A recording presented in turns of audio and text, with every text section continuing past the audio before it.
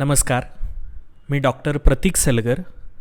Doctor Dattaprasad Dabholkar यांनी लिहिलेलं एक खूप सुंदर पुस्तक आहे, स्वामी विवेकानंदांची खरी ओळख. त्या पुस्तकातला एक उतारा मी आपल्यासमोर ठेवतो आहे. उतार्याचं नाव आहे प्रवास बोटीवरचा. 31 मे 1893 रोजी विवेकानंद अमेरिकेत जाण्यासाठी बोटीत बसले. बोटीत बसण्यापूर्वी ते पूर्णपणे चिंतामुक्त झाले होते. खूप दिवसांनी अगदी प्रसन्न होते. आणखी एक गोष्ट झाली होती. खेत्री नरेशांचा दूत धापा टाकत बोटीवर आला होता. खेत्री महाराजांना कळलं होतं आपल्या माणसांनी त्यांचं दुसऱ्या वर्गाचं तिकीट काढलं आहे. त्या दूतानं ते बदलून पहिल्या वर्गाचं केलं. विवेकानंदांना प्रवासात खर्चाला लागतील म्हणून 3,000 रुपये दिले. मुंबईच्या बाजारात हिंडून त्यांच्यासाठी आणलेली तलम रेशमी वस्त्र दिली. आता या वस्त्रांचा अमेरिकेतील थंडीत काहीही उपयोग नव्हता ही गोष्ट वेगळी. आणि तो दूत काही साधासुद्धा नव्हता. तो होता ताजिमी सरदार. ताजिमी सरदार म्हणजे जो सरदार आल्यावर राजाला सुद्धा सिंहासनावरून उठावं लागतं असा सरदार. बोटीत बसल्यावर विवेकानंदांना एक अस्वस्थ करणारा प्रसंग आठवला. मद्रासमधील मान्यवर सांगत होते, किंबहुना आग्रहच करत होते म्हणा ना. त्यांचं म्हणणं होतं, बोटीत मुंबईला नव्हे तर मद्रासला बसा. या राजस्थानातील राजांचं काही खरं नाही.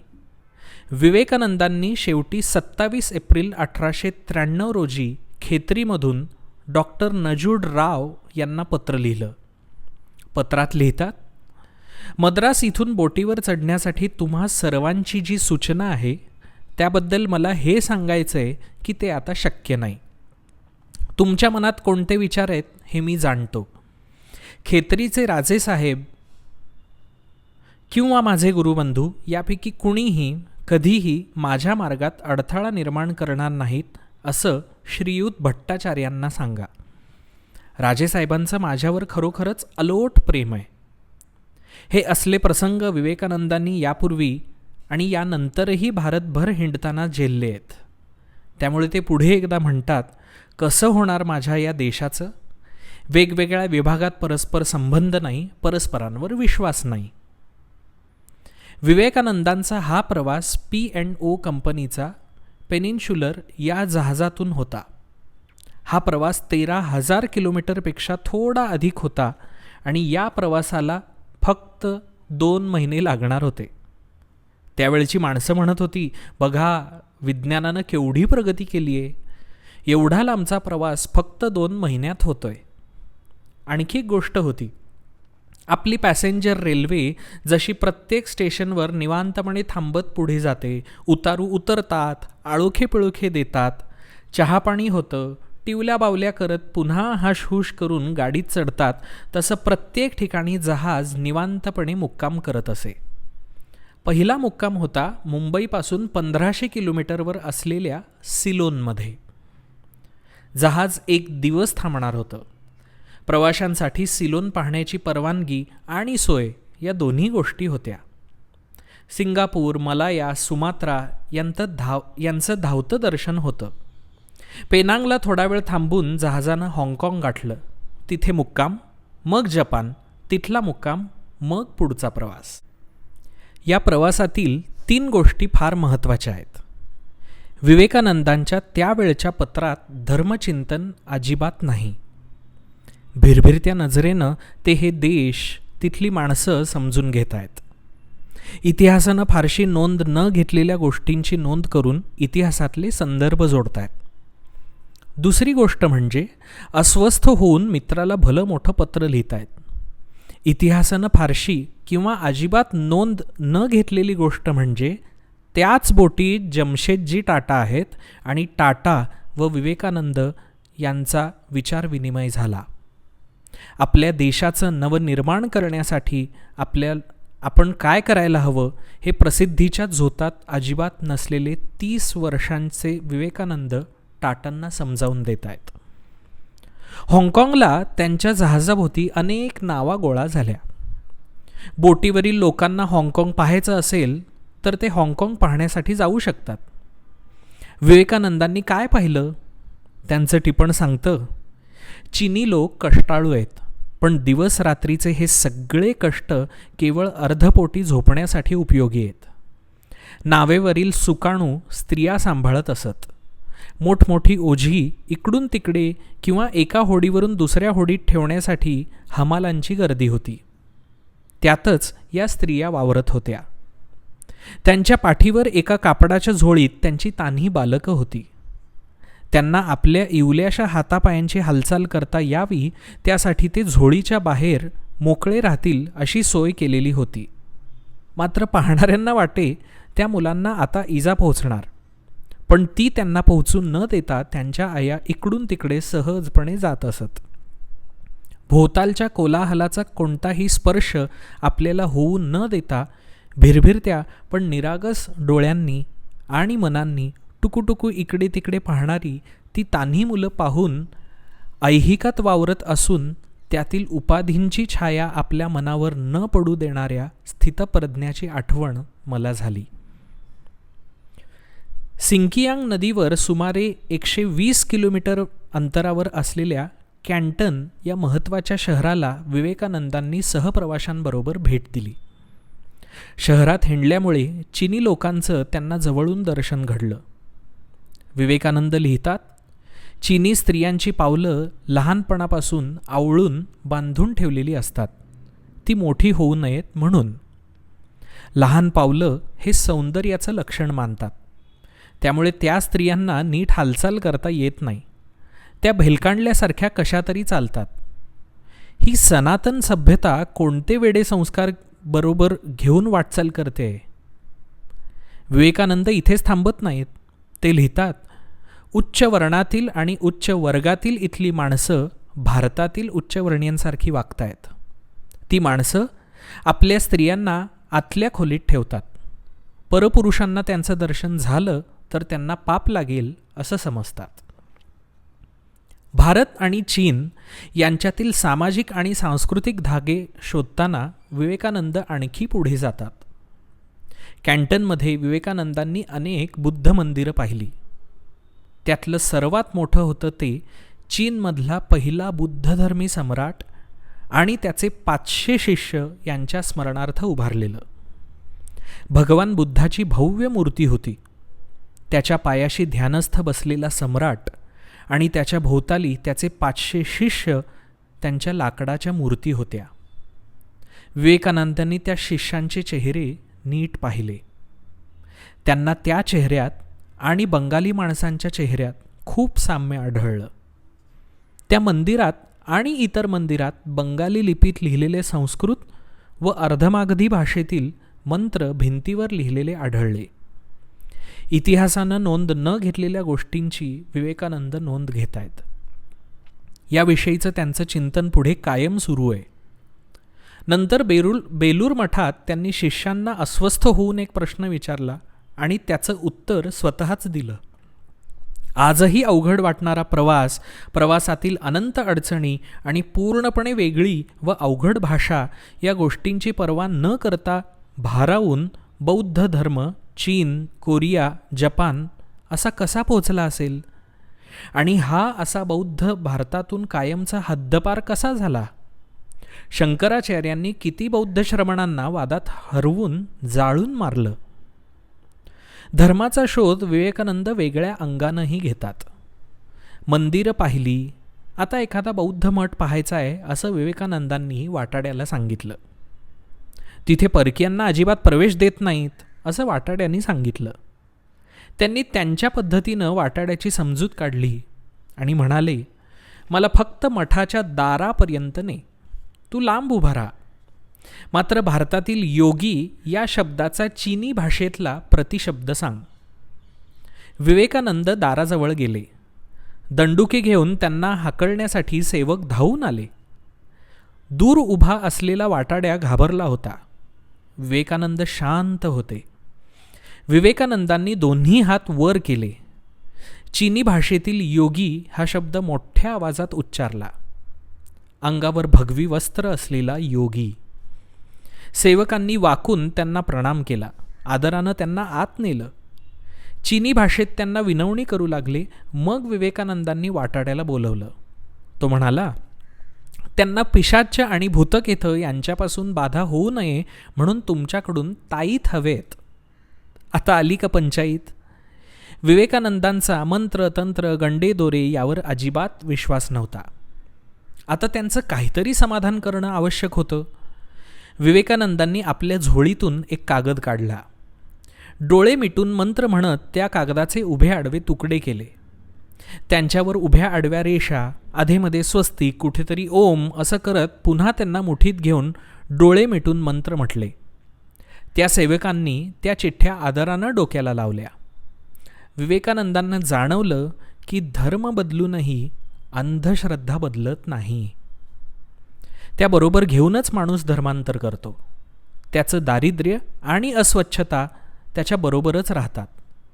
विवेकानंदांची ही मतं पुढे अधिकच भेदक झाली आहेत. 30 मार्च 1894 रोजी केरळचे धर्मगुरू सर रेव्हरंड आर ह्यूम यांना पाठवलेल्या पत्रात लिहितात, तू हिंदूंना कॅथलिक केलंस याचं मला दुःख नाही आणि त्याचं तुलाही सुख नाही. तू त्यांना आपापल्या जातीत कॅथलिक केलंयस. जात नाही ती जात ही या देशासमोरील प्रमुख समस्या आहे. हे आपण कधी समजून घेणार आहोत?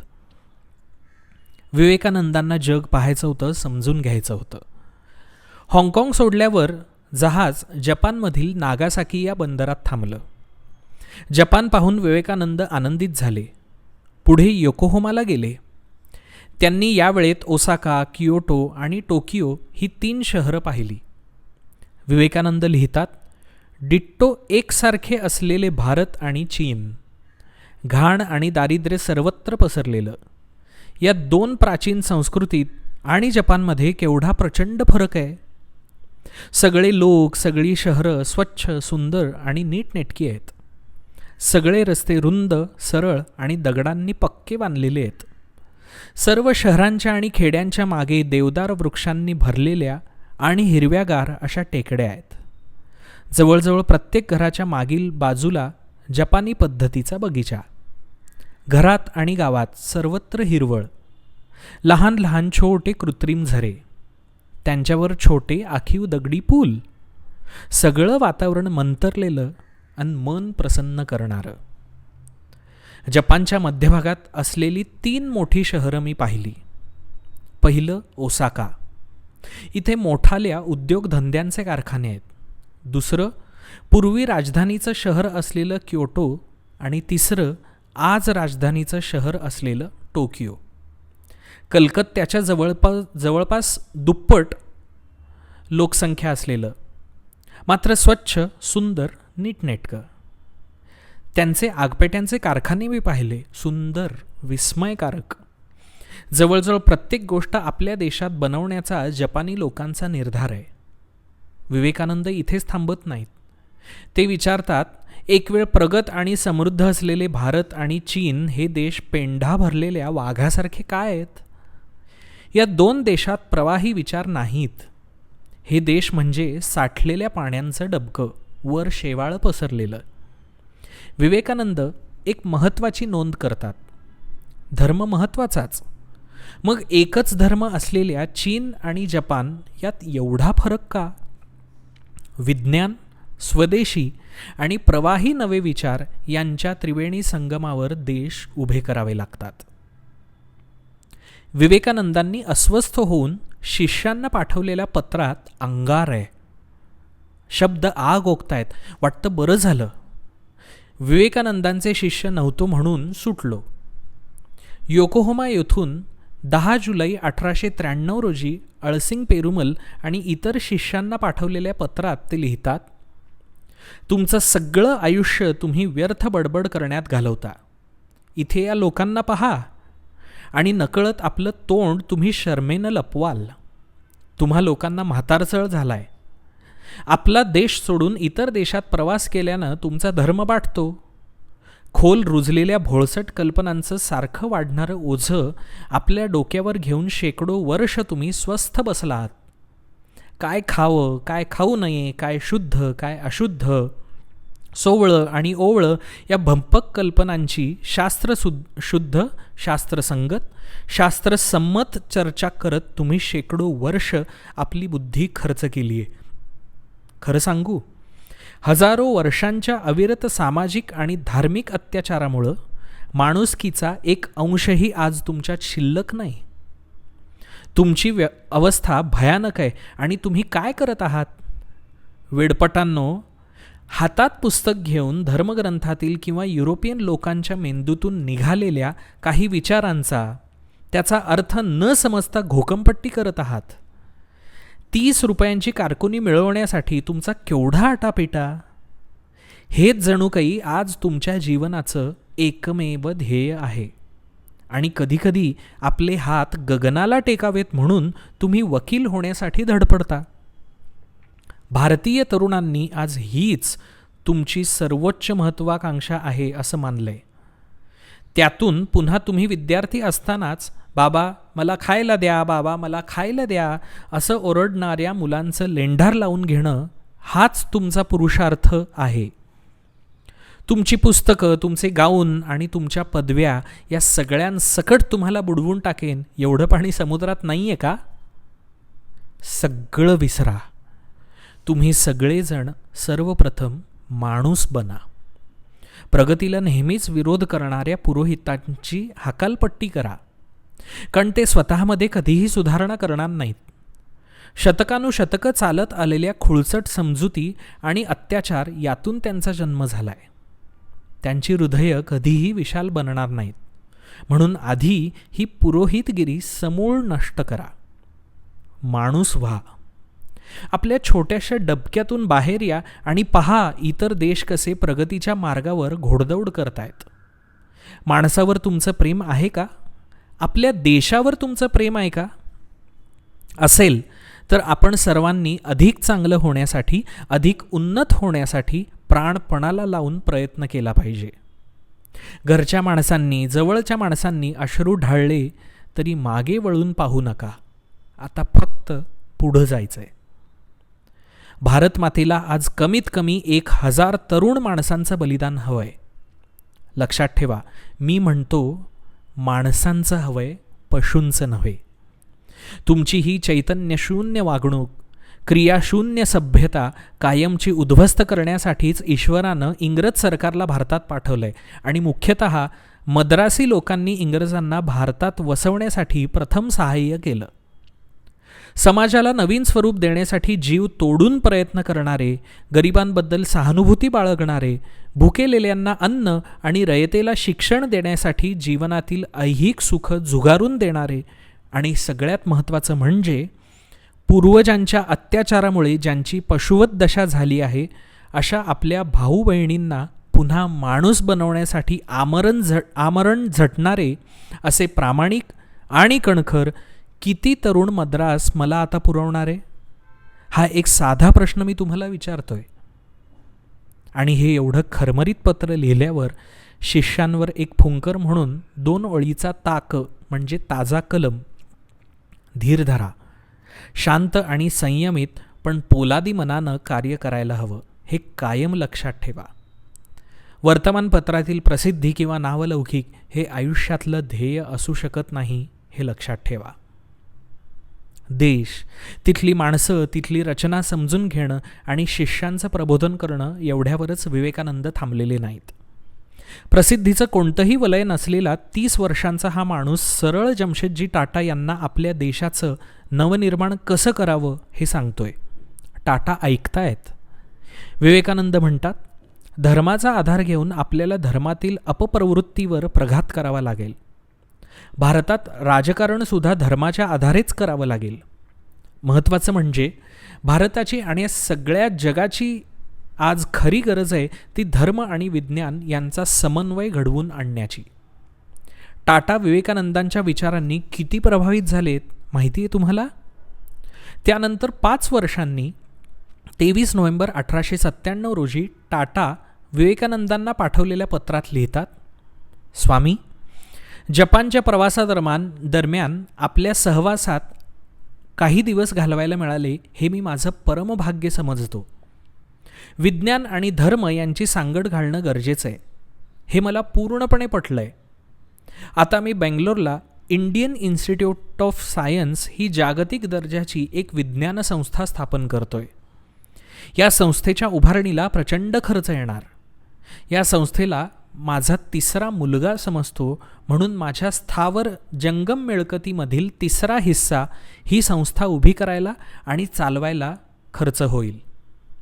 या संस्थेच्या आवारात धर्म आणि विज्ञान यात समन्वय स्थापन करणारा एखादा विभाग आपण सुरू करू शकाल का? आपण नाही तर आपला कोणी शिष्य ही जबाबदारी घेऊ शकेल का? आणि या माणसाची गंमत पहा, सर्व पत्रांना सविस्तर उत्तर देणाऱ्या विवेकानंदांनी ह्या पत्राला उत्तर पाठवलेलं नाही. धर्म आणि विज्ञान यांचा समन्वय गरजेचा होता, पण त्यांनी देशासाठी आखलेल्या रचनेत या गोष्टीला देण्या एवढा वेळ त्यांच्याकडे नव्हता, असंच काहीसं. टाटा जपानला उतरले. जपान पाहून विवेकानंद योकोहोमाला पोहोचले. 14 जुलै रोजी एम्प्रेस ऑफ इंडिया या 6,000 टनी जहाजात चढले. आता विवेकानंदांनी आशिया खंड मागे टाकला, नजरेसमोरून आणि काही काळ मनातूनही. सगळ्या जगावर राज्य करणारे देश आणि तिथली माणसं त्यांना समजून घ्यायची होती. मात्र पॅसिफिक महासागरातील हा प्रवास विवेकानंदांना फार त्रासदायक झाला. याचं प्रमुख कारण म्हणजे अंगावर घालायला लोकरीचे उबदार कपडे त्यांच्याकडे नव्हते. 14 जुलै रोजी एम्प्रेस ऑफ इंडियात चढलेले विवेकानंद 25 जुलै रोजी संध्याकाळी व्हँकुव्हरला पोहोचले. ते खूप थकलेले, खूप दमलेले. मात्र व्हँकुव्हरचं दर्शन त्यांना मन प्रसन्न करणारं वाटलं. दक्षिण कॅनडामधील 16,000 वस्तीचं हे छोटं टुमदार गाव त्यांना आवडलं. 26 जुलै रोजी निघून आणि वाटेत विनिपेग येथे गाडी बदलून विवेकानंदांनी कॅनडा सोडलं आणि त्यांनी अमेरिकेच्या प्रदेशात प्रवेश केला. गाडीबाहेरचा निसर्ग पाहताना आपण मंत्रमुग्ध झालोय असं विवेकानंदांना वाटलं. हिमाच्छादित उंच शिखरं, खोल दऱ्या, शुभ्र हिमनद्या आणि मध्येच वाटेत भेटणारी घनदाट अरण्य. विवेकानंदांना हिमालय आठवत होता. मात्र हा मन आणि डोळे तृप्त करणारा व शांत करणारा निसर्ग पाहताना अस्वस्थ होऊन विवेकानंद रेल्वेच्या डब्यात दमदार पावलात फेऱ्या मारायला लागले. त्या डब्यात केट सॅनबॉर्ग नावाची एक 40शी उलटलेली महिला बसली होती. त्या बाई एकटक विवेकानंदांकडे पाहत होत्या.